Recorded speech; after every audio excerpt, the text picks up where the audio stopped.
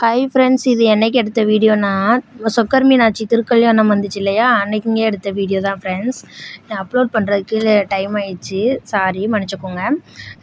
நாங்கள் நாளே வந்து திருக்கல்யாணம் அன்னைக்கு நாளே வந்துட்டு நாங்கள் கயிறு வீட்டில் தான் மாத்துறதாக பிளான் இருந்துச்சு. நானும் எங்கள் அம்மா பேசிகிட்டு இருந்தோம். அப்புறம் அன்எக்ஸ்பெக்டடாக வந்து நாங்கள் நினச்சி கூட பார்க்கல ஃப்ரெண்ட்ஸ், காலையில் கோயிலில் வந்து மாற்றுவோன்னு சொல்லிட்டு. அப்புறம் பக்கத்தில் இருக்க மீனாட்சி அம்மன் கோவில், சொக்கர் மீனாட்சி திருக்கல்யாணம் இங்கே வெளியில் வச்சு நடந்துச்சு.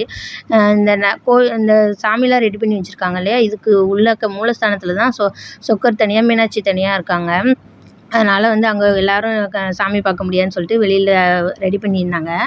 அப்புறம் சரின்னு சொல்லிட்டு நாங்கள் போகும்போது மாலை மாற்றிட்டு இருந்தாங்க ஃப்ரெண்ட்ஸ் சாமிக்கு.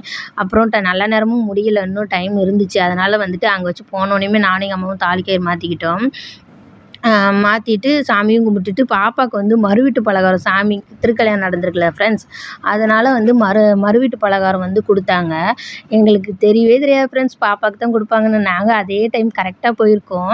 அப்புறம் முன்னாடி இருக்காங்களோ ஸ்கை ப்ளூ கலரில் ஷர்ட்டு வேட்டியும் போட்டு அந்த பாப்பாவை தான் கூப்பிட்டாங்க ஃபஸ்ட்டு. அப்புறம் 2வது குட்டி பாப்பாவை வைக்கணும் அப்படின்னு சொன்னாங்க, பொம்பளை பிள்ளை அப்படின்னாங்க.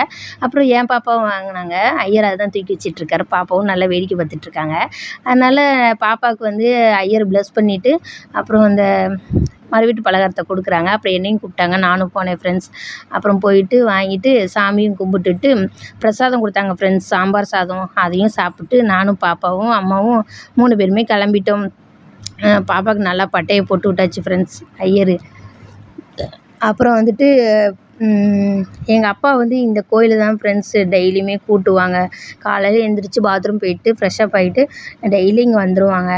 வந்துட்டு இந்த கோயில் தான் கூட்டுவாங்க. கூட்டிகிட்டு இங்கே கோயில் கூட்டும்போது இந்த ஐயர் வந்து டெய்லியும் 50 ரூபா 30 ரூபான்னு கொடுப்பாங்க. அதுதான் ஃப்ரெண்ட்ஸ் வாங்கிட்டு வருவாங்க.